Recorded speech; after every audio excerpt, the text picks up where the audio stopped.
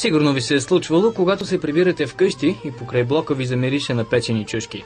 Причината най-вероятно е, че повечето от по-възрастните ви съседи вече си приготвят зимнина – буркани с чушки. И обратно на световната практика, в България вместо цените да слизат надолу, се повишават. От 10 години насам беше неизгодно да си правите зимнина, тъй като в магазина цената е достъпна. Тази година обаче нещата са различни.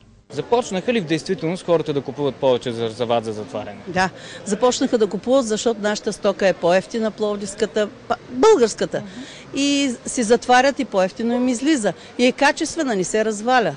Най-много затварят корнишончета, люти чушки и трошийка и киселозеленца. И така, ако в магазина буркан от 1 литър с мариновани чушки ви излезе от 3 до 5 лева, на пазара килограм чушки е около 1 лев. Доста по-евтино, а пък и от собственоръчното приготвено по-вкусно няма.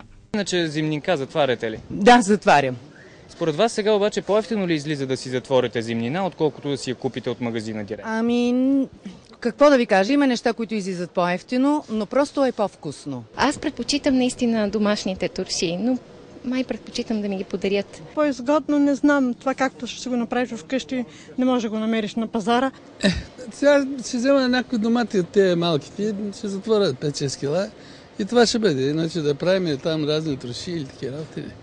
Не се очудвайте, ако до началото на октомври ви мирише на печени чушки или пък заварите някой казан пред входа. Това най-вероятно е знак, че съседите ви ще имат богата трапеза през зимата с традиционна туршия и разбира се чаша ракия на масата.